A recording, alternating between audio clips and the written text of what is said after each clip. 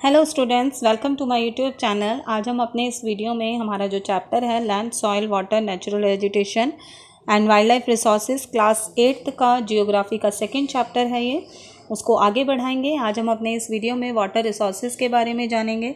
जैसे कि हमें सभी को पता है कि जो वाटर है वो हमारे सर्वाइवल के लिए, हमारे हर किसी भी लाइफ के लिए बहुत ही एसेंशियल है, बहुत ही इम्पॉर्टेंट है। और जो ये वाटर है वो बहुत सारे हमारे कामों को करता है। ह्यूमंस की जो एक्टिविटीज़ होती हैं, डोमेस्टिक नीड्स जो होती हैं, पानी पीना है, खाना बनाना, नहाना धोना, बहुत सारे ऐसे काम हैं जो सिर्फ़ और सिर्फ पानी पर ही डिपेंड करते हैं। और इसी तरह से कुछ इकोनॉमिक एक्टिविटीज़ भी होती हैं जो कि इंडस्ट्रियल एक्टिविटीज़ हैं या फिर कल्टीवेशन एक्टिविटीज़ हैं। अब अगर देखें तो हमारी जो अर्थ का 70% जो सरफेस है हमारी अर्थ का वो पानी से कवर्ड है, जिसको हम 1/3 3/4 एरिया जिसको हम बोलते हैं। और इसीलिए हमारी अर्थ को ब्लू प्लैनेट के नाम से भी जानते हैं और वाटरी प्लैनेट के नाम से भी जाना जाता है। तो 97% जो हमारा वाटर है वो हमारी अर्थ का सी एंड ओशन है, दैट मीन्स खारा पानी है। और जो सी वाटर है वो आपको सभी को पता है कि सॉल्ट को कंटेन करता है और इसीलिए उसको कंज्यूम नहीं किया जा सकता, डायरेक्टली उसको कंज्यूम नहीं किया जा सकता। तो इस तरह से सिर्फ हमारा 3% ही हमारा फ्रेश वाटर है, जिसमें से 2% वाटर हमारा स्नो के रूप में है और ग्लेशियर के रूप में, जो कि पोलर रीजन्स और माउंटेन पीक्स पर पाया जाता है। तो सिर्फ और सिर्फ हमारे पास 1% वाटर है हमारी अर्थ पर जो कि हमारे पीने के काम आता है। और रेन वाटर जो है हमारा वो फ्रेश वाटर का सबसे प्राइमरी सोर्स माना जाता है। तो जो हमारा फ्रेश वाटर है वो हमें नदी, झील, पॉन्ड्स या फिर अंडरग्राउंड वाटर के फॉर्म में हमें मिल जाता है। तो वाटर जो है वो रिन्यूएबल सोर्स भी है एनर्जी का। हालांकि ये जो है ये से हम दोबारा ऑब्टेन कर सकते हैं। और जो वाटर है वो सी, रिवर्स, लेक एटसेट्रा जो भी है हमारा, ये सभी इवापोरेटेड होता है। जब हमारे सन की जब हीट होती है तो वो एटमॉस्फेयर में एक वाटर उसमें वेपर में बदल जाता है। इवापोरेशन का जो प्रोसेस है वो हम सभी जानते हैं। जैसे कि अब आगे जो वाटर वेपर है वो फिर एटमॉस्फेयर में कंडेंस हो जाता है, वेपर कंडेंसेस हो जाते हैं और फिर वापस से वो रेन के रूप में बारिश में आते हैं, हमारी ज़मीन पर आते हैं बारिश के रूप में। तो ये जो सर्कुलेशन है हमारे वाटर का, ये हाइड्रोलॉजिकल साइकिल या फिर वाटर साइकिल के नाम से जाना जाता है। इसे हमें कहते हैं, हम इसे वाटर साइकिल या फिर हाइड्रोलॉजिकल साइकिल कहते हैं। तो ये जो एक नेचुरल प्रोसेस है ये हमारे वाटर की अवेलेबिलिटी को कॉन्स्टेंटली हमारी अर्थ पर बनाए रखता है। नेक्स्ट आता है हमारा प्रॉब्लम्स जो है, हमारे वाटर अवेलेबिलिटी की प्रॉब्लम्स भी हैं, क्योंकि रेन का जो डिस्ट्रीब्यूशन है हमारी अर्थ पर वो यूनिफॉर्म बिल्कुल नहीं है। किसी भी जगह पर जो हमारी रेन का जो अमाउंट है वो ना तो अमाउंट, एरिया, ड्यूरेशन, बहुत सारी चीज़ें डिफरेंट हैं। तो कुछ एरिया हैं जहाँ पर रेनफॉल बहुत ज़्यादा हैवी मिलती है और कुछ ऐसे हैं जहाँ पर 100 सालों में भी बारिश नहीं नसीब होती।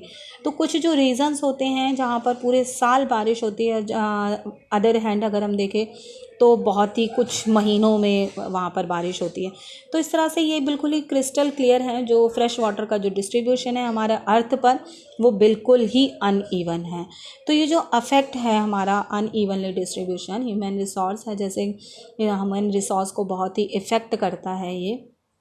और जो हमारी पॉपुलेशन का जो कंसंट्रेशन है वर्ल्ड में, ये बहुत ही कुछ ही एरिया में है जहाँ पर हमारी जो पानी की अवेलेबिलिटी है वो डिपेंड करता है।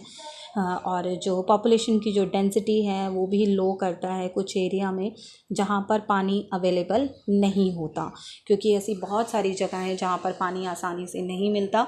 तो उसकी वजह से वहाँ उन एरिया में जो पॉपुलेशन होती है वो बहुत ही स्पार्सली होती है, बहुत ही कम होती है। और जो अर्लीस्ट ह्यूमन सिविलाइजेशन अगर देखें तो वो रिवर वैलीज़ के आसपास ही डेवलप्ड हुई थी, हम पढ़ते भी हैं। और इवन आज भी अगर देखें तो जो लार्ज सिटीज़ हैं वर्ल्ड में वो कुछ बड़ी रिवर्स के पास ही लोकेटेड हैं। और हम सभी पानी के लिए, हम सभी पानी पर ही डिपेंड हैं सर्वाइवल के लिए। लेकिन अर्बनाइजेशन जो बढ़ रहा है और जो लोगों का एक स्टैंडर्ड बढ़ रहा है लिविंग का, तो कहीं ना कहीं ये भी एक पानी की डिमांड को बहुत ज़्यादा बढ़ाता है, और दूसरी जगह ये वाटर की स्कार्सिटी को भी बढ़ाता है। दैट मीन्स पानी की डिमांड को तो बढ़ा ही रहा है, लेकिन पानी की कमी को भी बढ़ा रहा है। तो वाटर का जो पॉल्यूशन है वो अलग अलग तरीके से भी होता है। जैसे जो यूज़ ऑफ वाटर है, अगर देखें तो हम बहुत सारी ऐसी चीज़ें हैं जैसे पे अगर देखें तो बहुत ज़्यादा बढ़ भी रहा है, कैसे भी अफेक्ट कर रहा है क्वालिटी को। फर्टिलाइज़र्स हैं, पेस्टिसाइड्स जब यूज़ होते हैं तो पानी को पॉल्यूट भी करते हैं और अनयूजेबल बना देते हैं। जो वाटर की जो स्कार्सिटी है ये बहुत ही एक पर्टिनेंट प्रॉब्लम बन चुकी है पूरी दुनिया में। आज देखें तो बहुत ही एक बड़ी प्रॉब्लम बन चुकी है, और कई जो हमारे डेवलप्ड और जो अंडर डेवलपिंग कंट्रीज़ हैं वो एक बहुत शॉर्टेज ऑफ वाटर की प्रॉब्लम को भी से फेस कर रहे हैं। और ये जो अगर देखें तो इसके कारण जो हैं वो कुछ नेचुरल भी हैं और कुछ ह्यूमन फैक्टर्स भी हैं इस चीज़ के लिए। क्योंकि अगर पैटर्न देखें हम एनुअली और सीजनल रेनफॉल जो है, pollution, exploitation of water resources, तो ये कुछ फैक्टर्स हो जाते हैं जो ह्यूमन फैक्टर्स हैं, जो कुछ हमारे देखें तो जिनके लिए ह्यूमन ही रिस्पॉन्सिबल हो जाता है। नेक्स्ट आता है हमारा वाटर कंजर्वेशन। जैसे कि हम बात कर चुके हैं कि वाटर जो है क्या है, एसेंशियल है हमारी लाइफ के लिए। तो वाटर कंजर्वेशन क्या है? वाटर कंजर्वेशन एक प्रैक्टिस है जिससे हम लोग जो कंपनी है, गवर्नमेंट है, वो पानी को कम से कम यूज़ करने के लिए कुछ स्टेप्स फॉलो अप करें। क्योंकि पानी का अगर देखें तो पानी जो है वो बहुत कम होता जा रहा है, जैसे जैसे अभी हमने बताया। तो वाटर कंजर्वेशन के लिए कुछ हमारी ज़रूरतें आ जाती हैं कि क्यों ज़रूरी है। क्योंकि हमें बहुत सारी ऐसे हमें फ्यूचर ड्रॉट से भी बचना है, हमें कुछ रिक्रिएशनल पर्पस भी देखने चाहिए वाटर के लिए। तो ये कुछ पर्पस हैं, और अब इसके लिए हम अफॉरेस्टेशन को यूज़ कर सकते हैं। क्योंकि ज़्यादा से ज़्यादा अगर हम प्लांट्स को उगाते हैं तो वेस्टेज ऑफ वाटर को वो रोकता है। और क्योंकि हमें सभी को पता है जो ट्रीज़ हैं वो पानी को होल्ड करके रखते हैं, और जो हमारे वो जो स्टोरेज होती है, जो अंडरग्राउंड वाटर जो होती है उसको रिन्यू करते हैं। तो हमें ज़्यादा से ज़्यादा अफॉरेस्टेशन को बढ़ावा देना चाहिए, ज़्यादा से ज़्यादा पेड़ लगाने चाहिए।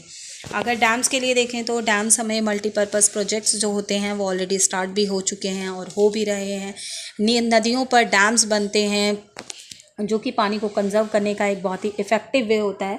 और जो ये जो प्रोजेक्ट्स होते हैं ये फ्लड को भी कंट्रोल करते हैं।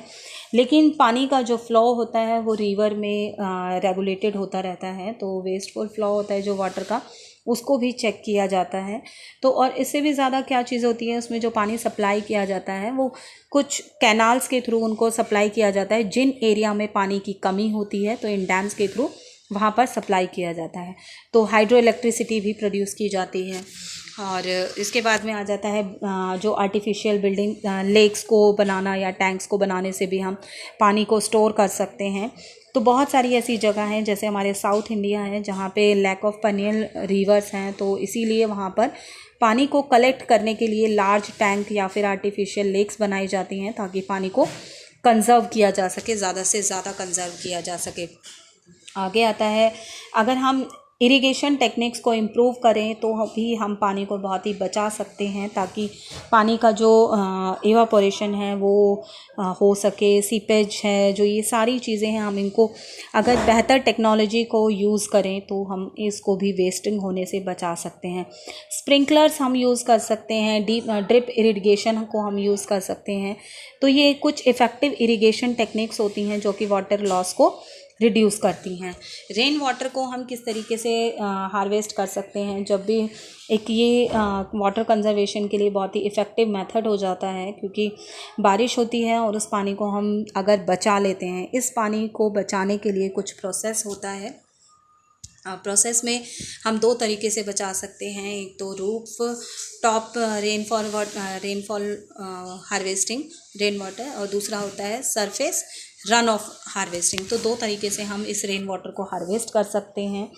तो इसमें जो हमारा रूफ टॉप है और जो डायरेक्टेड जो अप्रोप्रिएट लोकेशन होती है उसको फ्यूचर यूज़ में हम कर सकते हैं अगर उसको हम स्टोर कर लेते हैं तो। और बहुत सारे ऐसे तरीके हैं जो हम देखते हैं कि पॉल्यूशन होता है, हमारा पानी जो है पॉल्यूट होता है, तो उसके कारण हैं कि अर्बन का जो सीवेज है या फिर रूरल सेटलमेंट है, तो उनको ना डिस्पोजल जब होता है रिवर्स में तो उनको पहले उनको चेक करना चाहिए। दैट मीन्स उनको पर्टिकुलरली उनको ट्रीटमेंट होना चाहिए उस वाटर का। और जो इंडस्ट्रियल इफ्लुएंस होते हैं उसको भी प्रॉपरली ट्रीट होना चाहिए वो चीज़, ताकि वो नदियों में जाने से पहले वो नदी को पॉल्यूट ना करे। तो ये एक जो होता है ये पानी को कॉन्टेमिनेट कर देता है, जो कि अगर उसके अंदर मेटल्स केमिकल्स जो पहुंचते हैं तो हम सभी को पता है कि वो ह्यूमन बॉडी के अंदर भी अल्टीमेटली पहुंचने ही हैं, और जिसकी वजह से हम सभी को नुकसान होना है। तो इंडिविजुअली कुछ एफर्ट्स हो जाते हैं जो कि हम घर में रहकर भी कर सकते हैं। जैसे हम वेस्टेज है वाटर की हम अपने घर के लेवल पर कर सकते हैं, अपने ऑफिस पब्लिक प्लेसेस पर भी हम अपने पानी को बचा सकते हैं। जैसे कि टैप अगर चल रहा है तो हम उसे ऑफ़ कर देना चाहिए हमारे फॉसेट को, और अगर यूज़ में नहीं है तो हमें अपने टैप्स को बंद करके रखना चाहिए। और जो हमारा पीने का पानी है उसे क्लीनिंग और गार्डनिंग में नहीं यूज़ करना चाहिए। जो स्मॉल सिस्टर्न टैंक्स होते हैं उनको भी फ्लशिंग टॉयलेट्स के लिए यूज़ करना चाहिए।